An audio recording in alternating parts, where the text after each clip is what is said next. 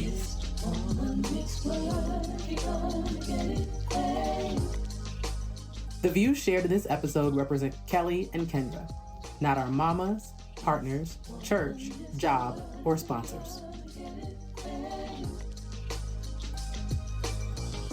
Hi, y'all. This is Kelly King Jackson and Kendra Ross, and welcome to this episode of our podcast, This Womanist Work. We are glad to have you here.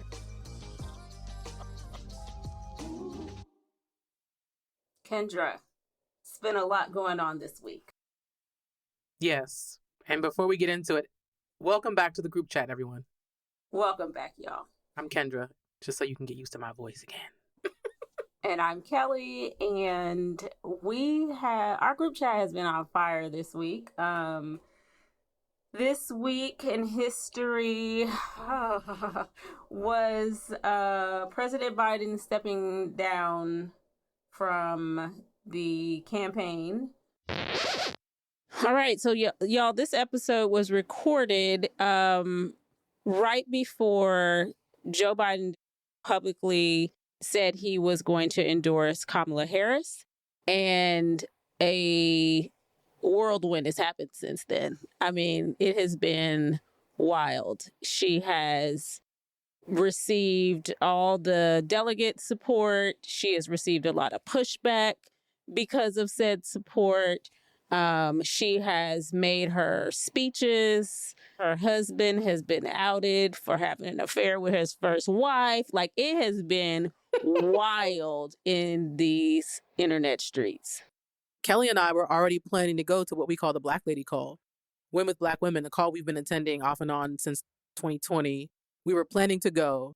And I remember when the Biden thing announcement came out that he was stepping down. We were like, ooh, child, we got to go to the Black Lady Call tonight. And all hell broke loose. And we found out later, and the world found out that over 44,000 Black women joined the Zoom call. They only expected maybe up to 1,000 because they had a regular standard Zoom account. Usually when we're on the Zoom, there is no webinar. It's like a regular Zoom. You can talk in the chat. People can ask to be unmuted. And they were so overwhelmed, they were not prepared for all the people that came to rally around and to figure out how we mobilize ourselves for Kamala. And the biggest takeaway from that was, or not Kamala, for Harris, right? We say last names for men. We should say last names for women. Ooh, snap, snap. And what was so striking about it is people were getting upset that they weren't able to get in. They said, what's wrong with these people? They can't get it together. And we took a step back and said, now hold tight. And we talked about this because we did talk about this before, but we've been organizing for 4 years. Mm-hmm. So the technology has to follow us. We're not chasing the technology. Yeah. Like, in fact, this was already in place. And so it was very exciting. And actually, leave it to Black women. Those 44,000 Black women, which were facilitated by a hookup at the Zoom company from the COO from Zoom, who quickly was able to change the account and give it extra space for people could have a webinar of up to beyond 40, 50, 100,000 people.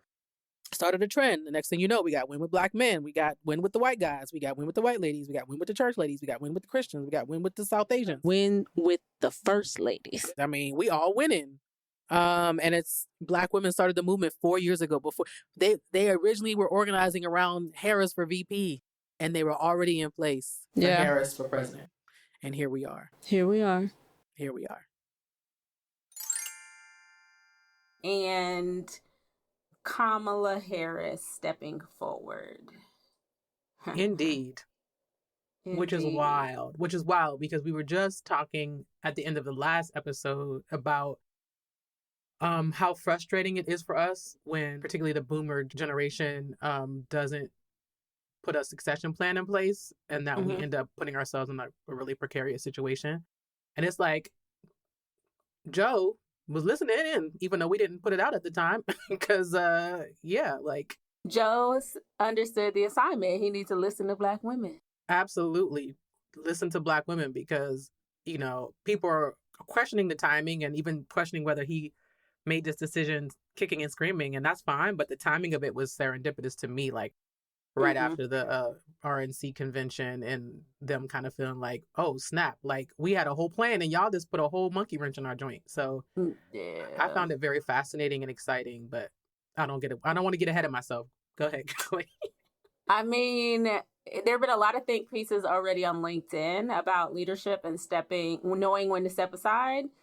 Some of them have just talked about being able to like read the room and the moment and knowing when your new leadership is needed. Other people have been talking about the overrepresentation of white folks in leadership, which I thought was an interesting reframe. And then I saw one or two pieces that talked about age and well-being being a factor. So lots of interesting discussions about succession and knowing when it's time to pass the baton. Absolutely. And timing is everything. And again, I don't know if it was planned out perfectly or if it just happenstance. But for me, you know, this is where we are. This is the moment. It's better that he did it now than when it was too late and we in Trump 2.0. So I appreciate it. I do think that it's a very complicated situation. And I think this is why I'm such a proponent of people learning to have nuanced conversations. Because it could be both and all. It could be a little bit of everything. It's not just one cause and effect. It's not a linear process to think about how our politics operate and how people make certain decisions.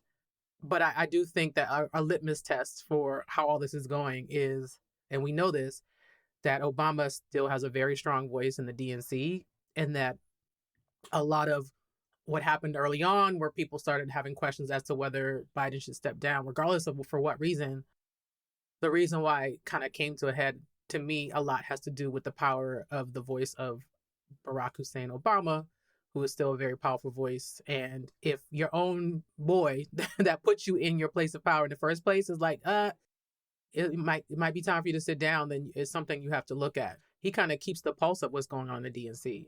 Do you think that's fair? I don't think anything about our political structure is fair. The fact that we have a two-party system isn't fair. So yeah, politics, talking about politics and fairness, they don't necessarily exist in the same conversation. I'm not saying that's right. Yeah, I'm just being realistic. Did you see that Black Lives Matter has asked for a process? Have you been following that? I have noticed that. And I get the impetus behind it, but I'm also like, we got less than 100 days. Yeah, like we don't have time for that. So like, if this would have happened 3 months ago, then I would have been like, maybe we should go about this a little differently. But we do not have time for that right now. I'm sorry. As much as I don't label myself a progressive or a radical or any of those things. I'm a person who believes at my core in equity, in justice, and in liberation of all people globally. But I'm also almost 50-year-old realist and operating within a certain system. And I know cart can't go before the horse. And that like in these kind of like tense 11th hour situations, we have to operate differently than we would. We have a better plan. Now, granted, we go in this circular system around like, when do we seek liberation? Do we just tear up the whole system, or do we just incrementally get there? But this is a very unique situation. It's unprecedented. There's nothing in the history that's happened quite like this. And so we got to operate a little differently. So I understand, and I don't begrudge them. And, if that's what the platform they're choosing. But for me, that just doesn't make sense right now. We'll be back after a quick break. Are you a Black woman in middle management looking to elevate your leadership skills in a safe space? Then listen up, because I have something special just for you. Join a coaching group of like-minded women focusing on emotional intelligence, management skills, and leading in white spaces. In our group coaching sessions, you'll gain leadership skills, tools, and strategies. Plus, you'll gain a powerful network of sisters who understand your journey. No more leaning alone. Ready to take the next step? Visit www.iamkelly to learn more and join a cohort. Let's lead together.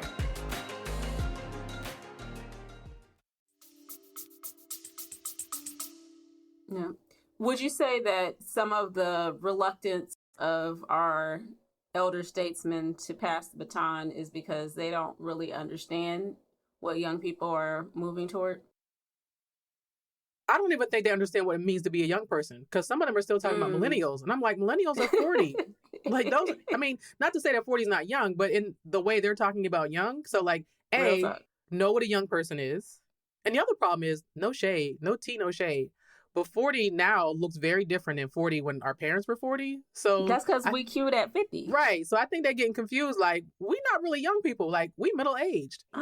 We are. So, like, first, know what young people are. And second, they don't understand what young people want because they don't take a look back at their own selves. They were misunderstood. Most of these people were like, objecting against Vietnam, or even if they fought Vietnam, question it towards the end. Like, these are people, most of the people that are in the political system, quite frankly, not everybody gets into it because they want all this power and all this money. A lot of people got in because they initially thought they were going to make change. They probably were in a movement when they were in college and they wanted to make change, and they got in it and they realized the system was rigged, and they were like, either I stay in it and amass this power, or I go back and work in corporate, and now that's not everybody. But I just think people forget sometimes what it's like to be young. I struggle with that, where I'm like, oh man, we complain about young people, but like the stuff that we experience, like I was just talking to someone about like the gang violence and all the things we experienced in the 90s. I'm like, actually, it was actually worse back then. We just didn't have social media. Wild. Yeah. So we forget, what it was like to be young and what the conditions under which we were young, right? Mm-hmm. Like the conditions are different. The stakes are different. So when is the right time to step aside? Ooh, that's a great question. Because I don't think it's just like, it's not like Social Security where it's like 62 or 67. It's not like, I don't believe in like a set retirement age, but I do think there's a range when you should start having a conversation. And it's not just about age. It's like, part of it is like where you are age-wise. Part of it is like how long you've been in a particular system, and at what point has your participation in that system done more for that system, and what point are you have to learn where your peak is, and when you start realizing like, when you're self-reflective about whether is my being here better for everybody, or is it better for me and my legacy? It's hard. It's a hard question to ask yourself. I ask myself every day that at work, like, is me being in this position just because I'm trying to build my retirement, or am I actually like doing the work of like helping my community in West? And I have to have that self-reflexive conversation every day. And I think at a certain point, even well-meaning people, like I said, who got in it for the good, they get to a point where it's really about cementing their legacy and not so much about the work anymore. And they've passed their peak. And that's the conversation I think that people need to have. And maybe they even haven't passed their peak, but they passed the peak that the movement or the community needs, right? Like you may still be rah, rah, rah, have new ideas, things I want to contribute, but it's not necessarily what the collective needs, right? So I really appreciate you lifting that up. I come from an industry where it was called the golden handcuffs, because people would get into the industry and never leave. They would never leave because they were making more money than they ever made before. They would never leave because of the power that they held in the positions. They would never leave because, quite frankly, the job wasn't hard, right? Like, and so I think there's so many reasons that we get into these roles and we have these handcuffs that keep us bound to them. But I would love to see my elders do a much better job of passing the baton, because it makes me question. It's like, okay, are you not retiring because you don't trust us? Are you not retiring because you don't think you've given us all that we need to know to carry on? Like what is it that you're protecting other than yourself? Because I think our human nature is always going to be a factor. But what is it other than yourself that you're really insinuating that is a problem? And that's what's holding you in this spot. But yeah, it's going to be interesting. This moment is fascinating. It is fascinating. And I just want to note, because I had the conversation, I have a good friend of mine who is actually in her early 60s, who is a nonprofit leader. So I understand the golden handcuff, who worked in like Black led community organizations for a long time, and is just now in her late 50s, starting to like have the kind of earning power that a lot of people might have had 15, 20 years ago, but being a Black woman. And so I've had succession conversations with her before, and she said to me, well, you have to understand, Kendra, that some of us, we're just now starting to earn retirement like we've been taking care of like extended family. A lot of times, we may be like the number one breadwinner in our, not just in our homes, but in our entire like extended family. Yeah. And there's some of that plays a factor. And I Mm-hmm. said to her, I totally understand that. And it doesn't, I don't mean to suggest that like your needs don't factor into the Yeah. discussion. I said, but you should still be succession planning and know what an exit looks like. Mm-hmm. And I said, and in fact, you've done that because the Black-led organization that you were working at, you made sure, actually the person, she's going to like trip when she hears this because she's going to know what I'm talking about. You left that organization much better than it was when you got there. Not only that, the person who's now the CEO that replaced her was her executive assistant 8 years ago. Oh, wow. So she literally mentored her into that position. I said, that's the work. So I said, I'm not begrudging you because you're a nonprofit executive in your early 60s. Mm-hmm. I said, I'm talking about your peers who I know who've been in that position for 30 years. And if I ask them, if you left today, who would be coming behind you? And they don't know. They don't know. They're like, oh, I'll be thinking about that in the next few years. Ma'am, you 70. How you haven't thought about it yet? And that's where, like, I don't mean to be ageist, but it's just like pragmatically, like that doesn't work. Mm-hmm. And so for me, like, I am perfect. I'm not the perfect executive, but one thing that I do is I'm always looking for like who's next. Even when I started in my current position, I spent the first 12 to 18 months just trying to learn my job and do it better. But as time went on and I started to really deliver, and then I eventually got promoted, I was already thinking about, if I leave here in 6 months, 1 year, 2 years, 5 years, who are the people that would pick up the mantle and do this work? Yeah. And how do I start to like plant seeds with them now? So like when I leave, it doesn't feel like, oh God, we got to do this big search. They already have an idea. And that's across the company, not just in my role. And I think it's because thankfully I have not tied my self-worth into what I do. Mm-hmm. I also have some level of privilege because I don't have children. You know what I mean? I not to say that I don't take care of people and don't help people in my extended family, but like I'm not responsible for another human being on earth in that way. So like I make different decisions. Yeah. But yeah, I do think that we don't want to completely remove the needs of the person. Mm-hmm. But to my earlier point, when the needs of the person start to outshine or outweigh the needs of the greater community, that's problematic for me. Yeah. I mean, so many good nuggets. I think I was on a podcast recently with Rusty Stahl. He has a podcast called Fund the People. Rusty has been talking about why organizations have to invest in leadership. Mm-hmm. And I think to your point, there are a lot of, particularly women, particularly Black and brown women, who have been leading organizations and have been underpaid. And maybe never had a retirement, right? And so the thought that they're financially able to step aside without a lot of support is a myth, right? And so we have to be able to also hold our sectors accountable for how we invest in our leaders, so that becomes an issue that's not on the table, right? That we've taken care of the people who've been leading the good work. So I really appreciate you reminding us about the financial implications of stepping aside, particularly when we're in a nation that doesn't provide adequate health insurance for folks, and some states like my state who don't have expanded Medicaid. And so stepping away from an organization that may provide benefits that you can't live without is not an easy decision. And so also, how do we center humanity in the conversation about secession? So yeah. And listen, if we want to stay for 30 more seconds on the financial aspect, this might seem off topic, but it's kind of not, because I understand as I get closer to 50, and I recently pulled my Social Security record from the Social Security Administration, because yes, I am that random person, to see my earnings, at least from the Social Security standpoint, my earnings over the past 30 years. And I realized that my first real official 6-figure year, I was like 40, 41. And it wasn't even like base. It was like pulling my bonus and things, Yeah. And I was like, and meanwhile, I'm working with people who are 21 who are already making more than I was making that year, and I turned 40.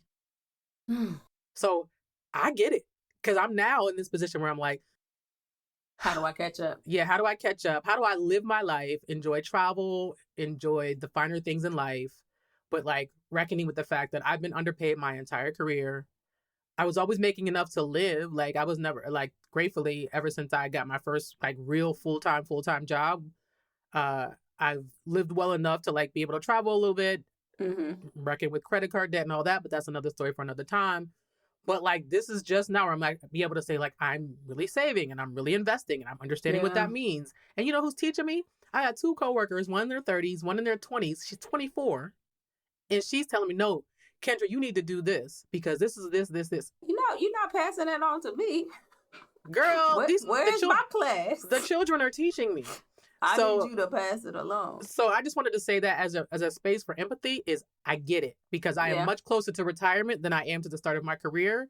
And so I can understand with all the pressures of life and the black tax and taking care of family and now that, you're motivated a little differently. But also, the world is in the balance. The country's in the balance. Your state or your county's in the balance. And it can't just be about you. No. And I think we can also, recognize and acknowledge that Joe Biden don't have to think about none of those things, right? So when he's not stepping aside, then I have a lot of questions because correct. This is not a issue for him. He is of the elite, so. And Joe, your biggest dream ever was to become president of the United States, and baby, you did it. You did it. Go sit somewhere with your great grandchildren. Yes. In Delaware and enjoy the fruits of your labor. It doesn't mean that you don't still do the work. Yeah. Doing the work is you're reading, you're writing, keeping your mind as nimble as you possibly can. So when your voice is needed, you're in the health that you can provide it. Kamala's still going to need, God willing, she gets in office, she's still going to need your advice. She's going to need your counsel. And if you're well enough to be able to provide that, that's still really important. And the country still needs you, just not in that same aspect or same way. Same way. Yeah. Woo. Man, our human nature is a fascinating sitch. Child. I mean, the ego is real. We all have one. And ego doesn't just mean that you're like completely self-centered. A lot of times ego is needing to be needed. Ego is convincing yourself that if I don't do it, nobody else will do it quite like me. You know what I mean? Why you be talking about my last 10 years of therapy? Child. For real. I'm always telling my friends and family, listen, the world is going to keep spinning. And I was like, I hate to say, I'm not saying that you're not significant or special and that like you don't add to the world or add to that person's life. But God forbid something happen to you, the world going to keep spinning. That's my favorite question in coaching, right? If you drop dead tomorrow, they going to be there. They go figure out how to get into your computer and find your files. Like we sacrifice ourselves for institutions and systems that will not miss a beat with our absence. Listen, I worked in the same corporate job for 17 plus years. And unfortunately, I saw many a coworker pass away over that time. And there would be some extreme sadness. We would have a memorial for them. It's not that we didn't care. But within 2 weeks, they figured it out. Yep. I'm not saying it was easy. Like, even when I left, I had been in that job for 17 years. People relied on me. I made sure I transferred the knowledge I needed to transfer to the people I needed to transfer to. I wiped my computer out and sent it back to them. And they freaked out at first. They're like, her computer is empty. But I'm like, trust me, I left y'all in good hands. And guess what? Life went on. It was still the biggest music company in the world. And although I made an impact, they was okay after I left. Yeah. That's the reality. So then what's the legacy, right? So I think everybody wants to feel like they've contributed something. Well, many people feel like they want to contribute to something. So what is the legacy these leaders should be focusing on so that succession feels attainable? That's a great question. And I know it's easier said than done, but I think like it's always like, if I left today, have I left this place better than how I got it? And not meaning the entire, like, you can't, even the United States president doesn't have control over everything, but like what you have control over. Have you done more to improve those conditions? Or can you at the end of the day, can you go to sleep saying that I had the best interest in mind, even if I had a misstep or even if I made a mistake? You're not going to always get it right.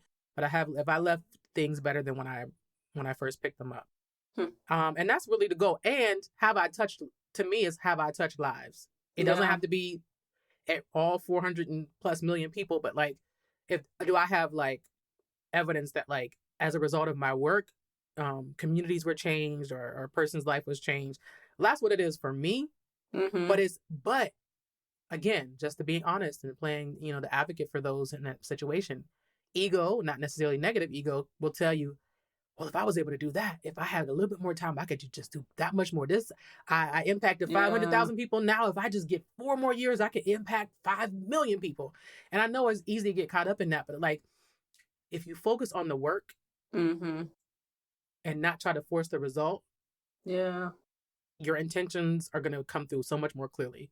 Because when you get very result oriented, like when you're making an album to win a Grammy, as opposed to like making a really great album and then hopefully it'll be acknowledged, there's a difference in that.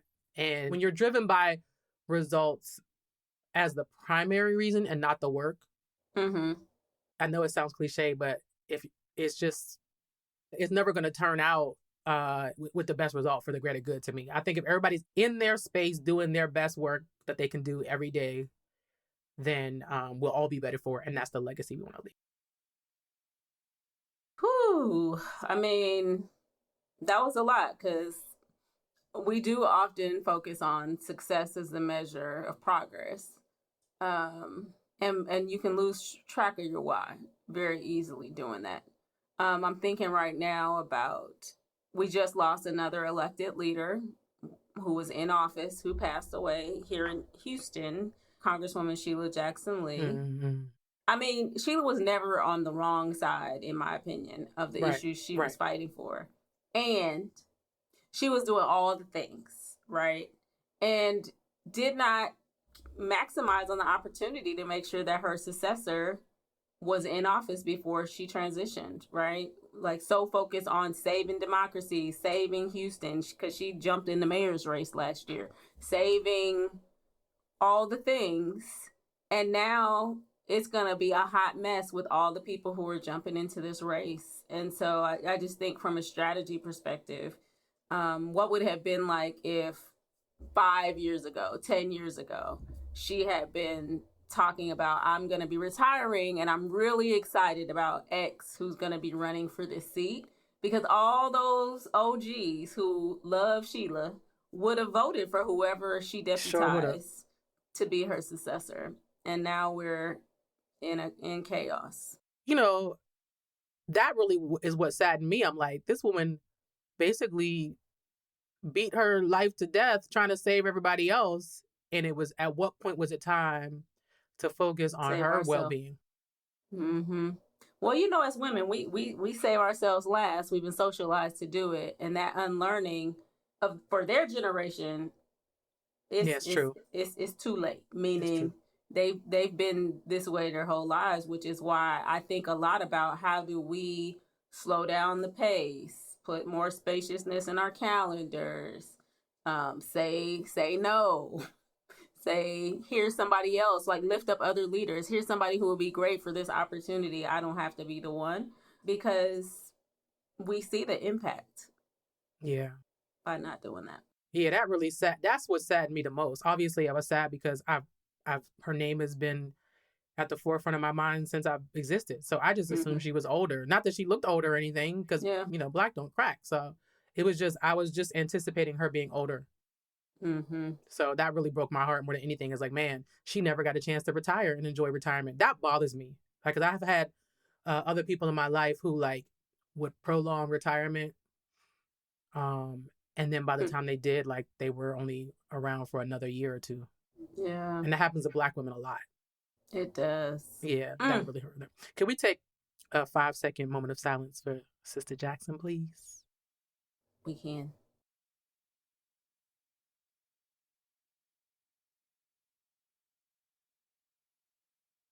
May the ancestors welcome her home. Ashe and Ashe. Ashe.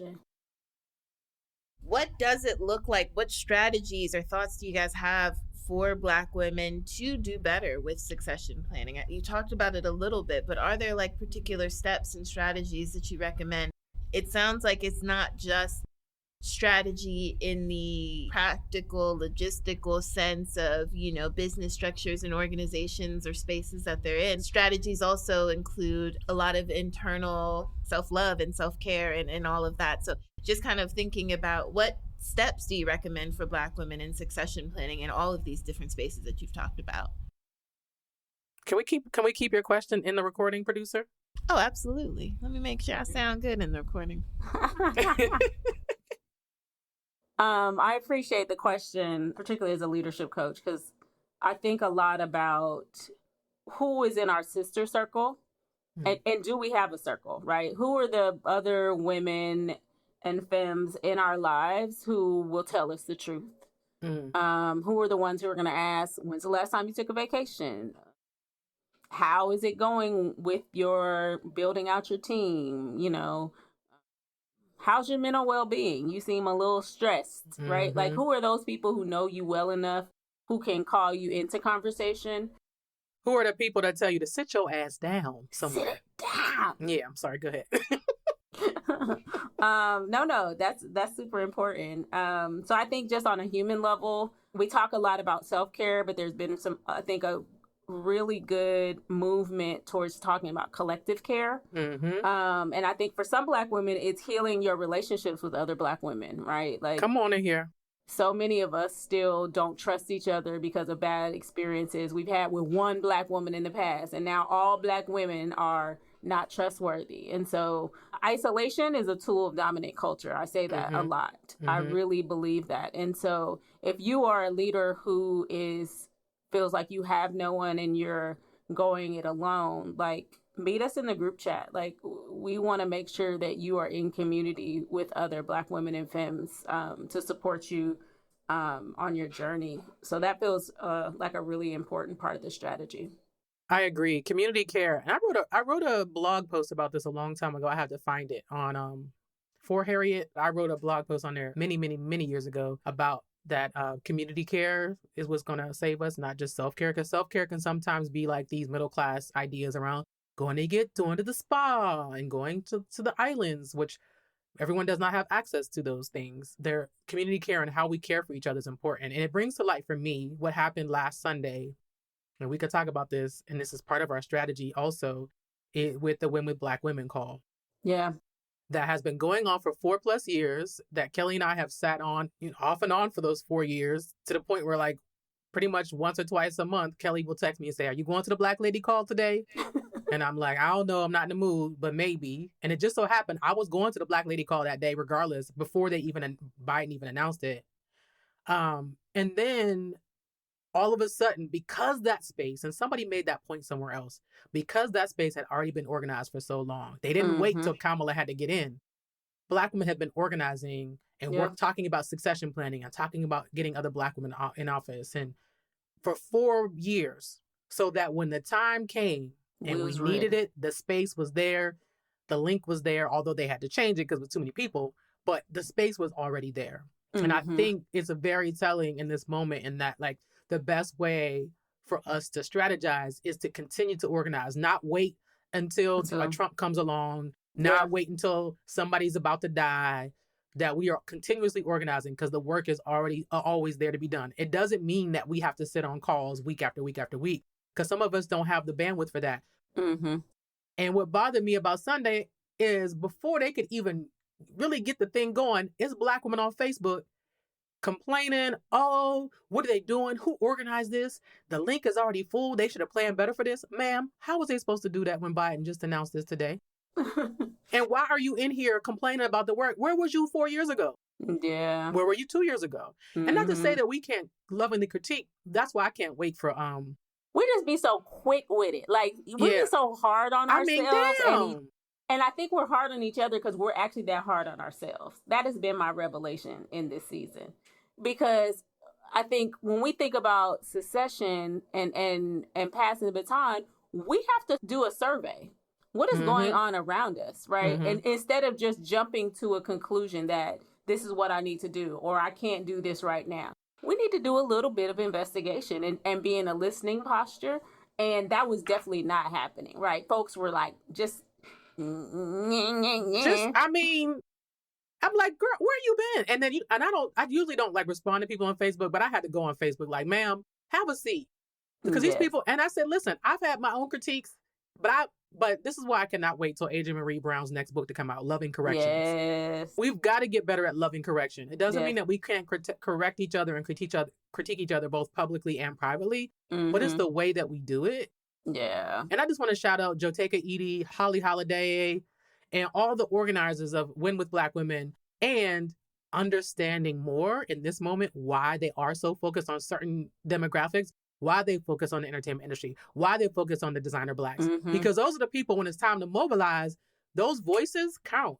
And so like, I really understood all the questions of the why this and the why that I've had over the past 4 years when nothing was really going on. I understood on Sunday, child. Because when it was time, I mean, even they were like, we prepared for this, but we wasn't prepared for this. You know what I mean? And that was really powerful to me. So, yeah. Yeah, I mean, I think it speaks to the strategy around building your network. And I see a lot of Black women struggle with this because it's like, well, I don't want to be fake, or I don't want to just be willy-nilly out in these streets, but we have to have a network, because when you're thinking about stepping aside, you need to step aside with a plan, right? Yeah. You need to step aside with, here's what I'm going to be doing next. I'm going to be a consultant. I've queued up my next 3 clients, or I'm going to go sit on a corporate board and I've already, been approved and I'm going through my onboarding, right? Like, our network allows us to be strategic about how we leave, right? So that when we leave, we are leaving on terms that allow us to live a very full life. Yeah. So to go back to our not the original, but the question that was asked of our producer about like, what are the strategies? I think community care, I think constantly mobilizing and organizing ourselves, even when we don't think it's an unprecedented moment. And to your point, Kelly, earlier about like those sister circles, let me tell you something. Anything that I am today, obviously I am because of my mother and my parents and my grand, like I've been surrounded by wonderful, beautiful women all my life who have cared for me, whether they were blood relatives or not. I've seen it exemplified in my mom with her girls who go to church, eat with each other. They eat after church every Sunday together. They eat together for each other's birthdays. When they have a passing in their family, when my grandmother passed away, all her girls was at the funeral. They were all at the repast. Like, I grew up in that. So for me, having sister circles, Bell Hooks talks about the importance of sister circles, right? Yeah. Having sister circles has saved my life, has helped me finish school multiple times. Yeah. Our producer, Leah Tripp, used to convene us old heads when it was time to write our dissertations. She edited my dissertation, made sure I got it across the finish line. She and I are a part of a sister circle called the Heavenly Seven. We were 7 Black women in the same cohort of a PhD program, and all 7 of us finished. Woo-hoo. And we all finished because we had each other, right? And I was the last one of the 7. But you made it. I made it.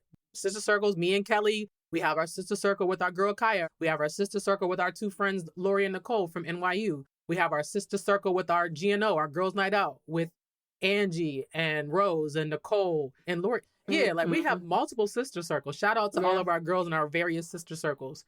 Yeah. Like, that's how we survive. Yep. And you can't have too many because everyone doesn't have the capacity to hold for you all at the same time, right? So there are times I go to one circle for one thing, one circle for another thing. One circle might be in the pit of darkness, right? Like, we just all going through it. That's not the circle I'm trying to lean on and add more pressure. I want to be able to move to other circles so that I can hold space for these folks. So I think, as leaders, we need to think about who are the folks who are there for us and who has capacity, right? As we're trying to think about what we want to do next and how we do those things, to be able to pull those different circles into the conversation to support us through our transitions. Absolutely. Speaking of sister circles, everybody knows me knows that one of my main sister circles are my 2 besties from Pittsburgh that I grew up with. They call us Act 3 because that's a consulting firm we have, Danelle and Tanika. And we just had a conversation this morning because Danelle just had a surgery. And Tanika is a lot more like motherly and matronly, because so she was like, she's the type that says, if I had to wipe your behind, I would wipe it. And I was like, if it was life or death, I would got you. But if not, I'd rather just go ahead and pay a nurse to come. I said, Tanika a better one than me.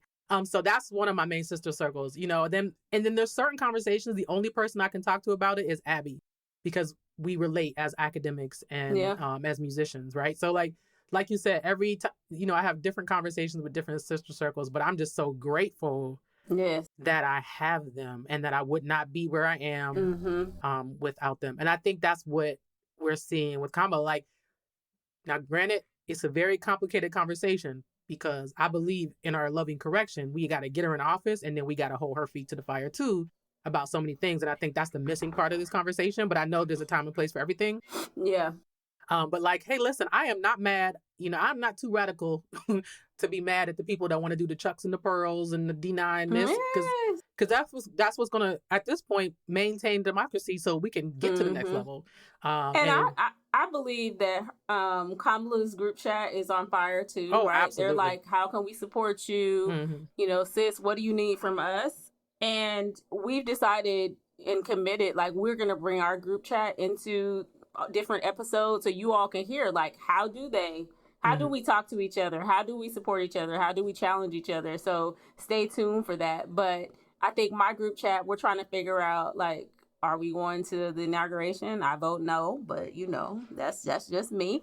We're trying to figure out, like, do we donate, right? So Kaya just sent me a screenshot of her employee contribution, right? Like, she was so motivated on that call last week. She's donating from her paycheck for the next 3 months, committed to doing her part. Right. I was like, oh, you grown. Like, you put money on the line. Right. I'm like, okay, I can give my $1,000. Whew, child. Where am I going to give it? But I'm gonna give my contribution into this place. Some of y'all can write $5,000 and $50,000 checks. Like, put that in the group chat. Get your folks activated if you really feel like this candidate is the candidate who we need in this current moment, which, plug, I hope you do. Yeah, so first I want to shout out my mom and your mom, because my mom was on the Women Black Women call last week and she stayed to the end. And she don't stay up late for nobody. I fell asleep. Yeah, my mom was activated by Kamala. And then Miss Imelda, your mom, texted me, told me to make sure I pass the word to vote for Kamala. So I said, oh, it's on, because we got young women and we got women in their 70s activated, and that's important. But I want to have a conversation real quick and speak to the people that don't know how to critique empire without calling everybody the devil or a clown. Oh. Listen, I let everybody have their stance and walk their walk. But some of the contrarians that assume because you're saying, well, I feel like we need this in order to get this and this and this, when all of a sudden everybody's a clown and then we're all evil and we want babies to die in other parts of the world, and that Kamala herself is the devil incarnate, those conversations are not fruitful for me. So continue to have them, but just don't include me in them. I don't demonize people. Yeah. And it's not productive. It's not fruitful to me. I don't necessarily, if I see demonic behavior, it's not like I won't call it out, Donald Trump. But this is not a productive conversation for me to have. So continue to have it, but just not with me. I'm just drawing the line in the sand. I just can't. I can't. And I think the critique of empire is one that should be had and continue to be had, and we need to do that work. But it is not productive for me to see, well, she don't really claim being black anyway, and she's the devil, and she's genocide Joe Part 2, and she's this, like, labeling instead of having like a really nuanced, like, I know you think you're being really smart and nuanced, but you're not. I'm sorry. You could be mad. It's okay. I'm grown. Yeah, I mean, I don't agree with all of her policy decisions at all. And there is no other choice. And we said we wanted a better choice, and she is it. And she ain't president yet. No, but she's overqualified for this job. Right? Like, if you think about her career and the career of the buffoon that is currently running against her, she's overqualified for this job. So whether you like all of her policies or not, I want somebody qualified to run this country. Not only someone who's going to agree with all of my policy decisions. And that is something I think in this current moment, people believe, you either believe everything I believe or you believe all. And I think this all or nothing mentality is not, I think that is what scares our elders from stepping aside, because they know what it takes to run a democracy, and it's not getting everything that you want all the time. And everyone who says they're ready for the revolution ain't really ready for the revolution. You can't even put this damn iPhone down. How are you ready for the revolution? Right? You can't give up the basic comforts of life. You are not ready for the revolution you think you're ready for, right? You're not ready. And you don't even recognize in the nuance and complication of, yes, we need to fight for those babies and for those folks in Palestine, in the Congo, all over the world. Yeah. And if Trump becomes president, it's an immediate threat to us right here, right now. Yeah. I got people in F-150s driving down the street with big flags on my street. I live in the city where the guy who just did the shooting in Butler lives. I live 15 minutes from where he's from. I live 20 minutes from the guy who did the Tree of Life shooting. This is not a game. Mm-hmm. And I think Kiese Layman made some good points about how in Mississippi, like how just disenfranchised the Black voter is in Mississippi. And that, like, even though he has his critique of Empire and Kamala, he recognizes that it's a privilege for him to say, well, don't vote for any of them. He's like, I can't say that living in Mississippi. No. That would be So I was curious as you were talking, does anything come to mind that you would like to share around this level of critique that we're seeing for Kamala and the discussions and the criticism and things like that? And particularly, is there a level of critique that she's experiencing because she is a Black woman? Because, 1000%. you know, to the point where, you know, folks are ready for a revolution, as you said, but is the timing convenient, you know, for it to be Kamala that is preventing people from being willing to partake in and continue to participate in this game of democracy that they played in for so long? Yeah. I mean, the number one reason I didn't want her to run is because I don't believe that white women, or quite frankly, this nation, was going to support a Black woman running for president, period. I saw what they did to us after Barack ran, and the visceral hatred that just exploded because a Black man was president. And you think that y'all gonna support, you want me to think y'all gonna support a Black woman? So I do believe a lot of the critique she's receiving is around her being a Black woman. I think a lot of our internal self-hatred is coming out, particularly around this. Is she Black? Is she Black enough? Like, the fact that we as a community are still having that conversation about our own people is something that we have to look inward on. The colorism that still exists within Black community, like, those things have been a part of how we have been taught to not trust each other. And I think that it is bubbling up. I also think some of this is bots, quite frankly. And I think we also have to be mindful of that, because some of this, how we will critique each other, is bots being insinuated into conversations. Because a lot of these conversations are not happening face to face. They're happening online. And we know that when we are online, people get emboldened to say things that they wouldn't necessarily say, right, to someone who is in their physical presence.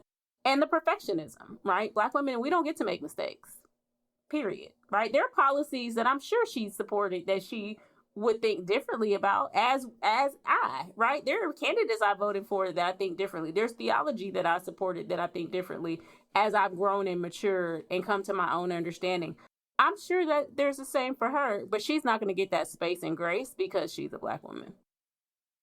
I think all that is true, but I think the constituency I'm talking about is completely different. I'm talking about the people that are afraid to lose their leftist card. I'm talking about the people that got $200,000 worth of post-secondary education, and they got to prove how leftist they are. Where I do see the difference, though, is as opposed to when Biden was running initially, or as opposed to other situations like the people who are still like Bernie should run or Jill Stein should run, as opposed to putting forth a third-party candidate, what most of them are doing is saying, I will not speak out on Kamala's behalf.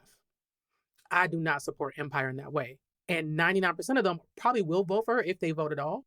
But they want to make sure that they're not publicly celebrating her because they are afraid they're going to lose their leftist card. Now, some of them really believe that. And I'm not undermining people's beliefs, or, you know, if that's what you really stand on business. But some of these people, to me, is very much political theater. And I read between the lines because I look at what you post and how you approach people when there are no politics at stake. And some of y'all are nasty.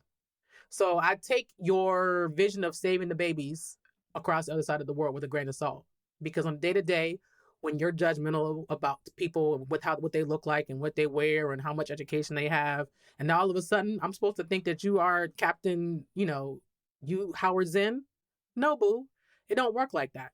So I do think that there is a constituency who definitely has a further critique on her, but then there are these other ones that like, I'm not going to just accept her because she's a Black woman. No one asked you to do that. These other ones have flattened all the rest of us as if we're stupid. And what it is just it's a way of trying to clown the people who have said, listen, I have made the decision that this is what we need for such a time as this, is to vote for Kamala. We're not all stupid. And so there's some of that, like I said, some of these people who are like super educated, who probably have post-secondary degrees, are lean left, and I respect them because I am not far from them, but that just want to make it seem like if you are having a conversation about voting for Kamala Harris, that you don't have a critique for Empire, and that's just not true. Yeah. Yeah, I think, we lose so much nuance in a lot of these conversations. And we're just stuck in binary thinking. It's how we've been socialized. Yeah. I love that we keep bringing back this continuum, because while, yes, we're not a monolith, like it's even more nuanced than that when you think about our diversity of thought. And, do people feel safe enough to be truthful about how they really feel, right? Like all the pontificating and all the posturing doesn't really tell us what you truly believe, right? And what you really care about. And that's really, to me, the most important part. Because then I can understand your politics, right? Then I can understand, oh, you're just talking out the side of your face because you don't really believe in any of that. But I think this bringing in the continuum of, for lack of a better phrase, progressive thinking, that is not all, like you said in a previous episode, that we all have to be socialists and Marxists.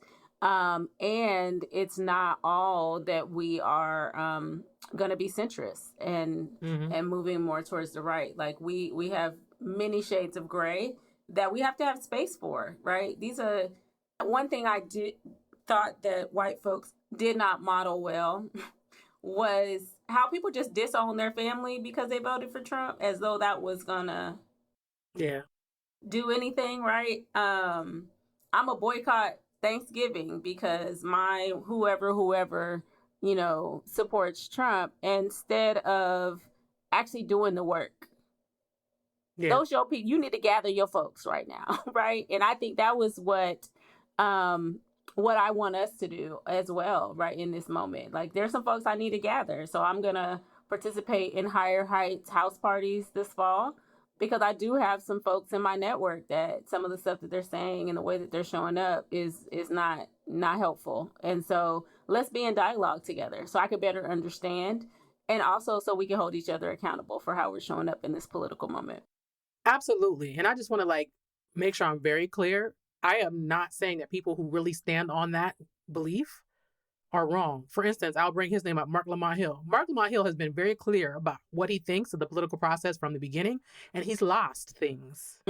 He's stood on business. Yeah. He's willing to lose. He's had very lucrative media contracts taken away because he says what he means and he means what he says. I'm not saying he's perfect, but he's very clear on what he thinks. And even now I'm watching, how he's being responsible with his platform is. He still has his beliefs about empire, but he's moving a little differently. And he's making more space for other people to use their voices with his new YouTube channel, Night School. And even on social media, I'm watching how he's using his platform. It's clear to me that he still has the same set of beliefs, but he's moving a little differently, not because he doesn't want to lose more, because he's recognizing, how can I be more useful in this particular moment? Yeah. And I believe if people believe some of the things they're saying and they're being, and they're stating like, I believe empire's trash, I'm not voting, fine.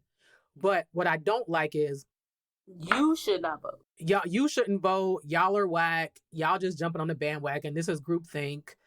Why they said on that Black Women call, they didn't talk about reparations. They didn't talk about this. Like, ma'am, we just found about this 2 hours ago. Now we just trying to come together to say, okay, What do we need What are to we do gonna now? do? Mm-hmm. Because we got 100+ days and now less than 100 days. Yep. That's all I'm saying. I'm like, I will never say don't believe what you believe. Yeah. But stand on what you believe, but don't come for me. I'm not coming for you. Mm-hmm.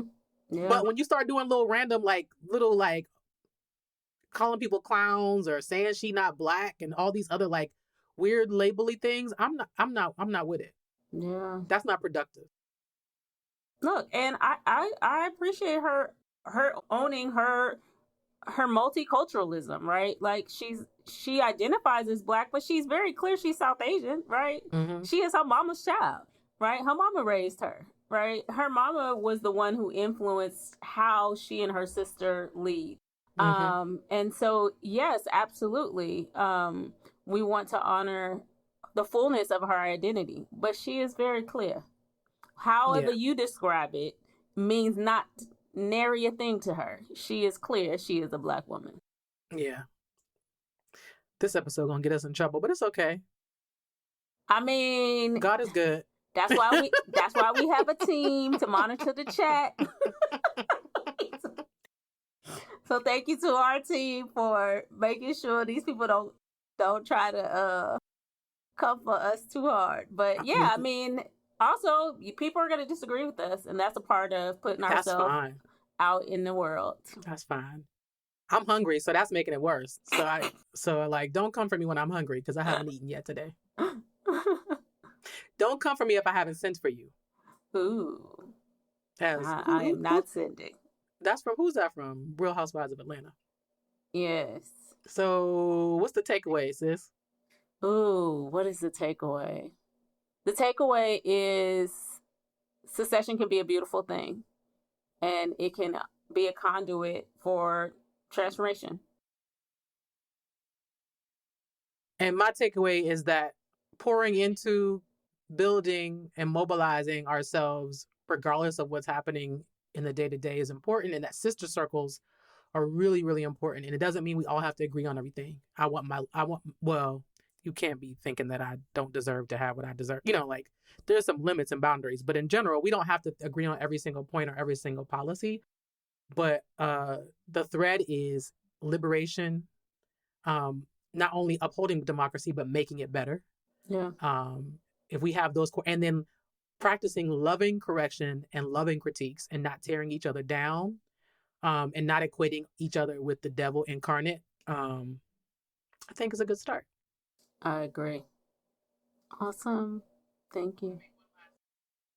I want to make one last shout out to my god sis and family, Ashley Allison, CNN commentator Ashley Allison, who gathered former Lieutenant Governor Betsy, I don't even know how to say her name, but she gathered her live on air when the lady was trying to speak. She tried to speak over her, and Ashley let her have it and told her just because she talks the most or talks the loudest doesn't mean that she knows what she's talking about or she got something to say. So shout out to her, who actually her birthday was just Friday.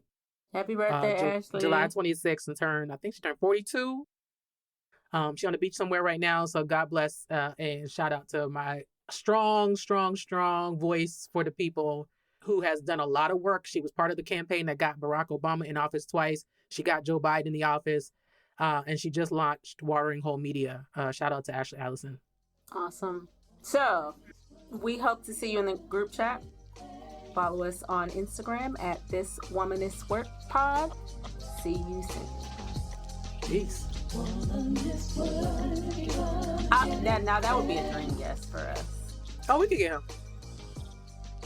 Oh, I would need some medication.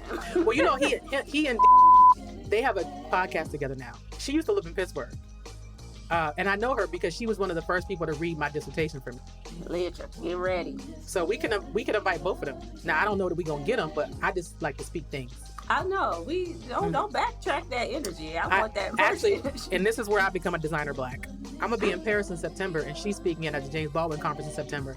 So I told her we should get together for coffee, and she said yes. So I too have my designer black moments. When I'm in Paris talking to her over coffee, I will bring it up. I want to be a bougie black like you one day. Goals.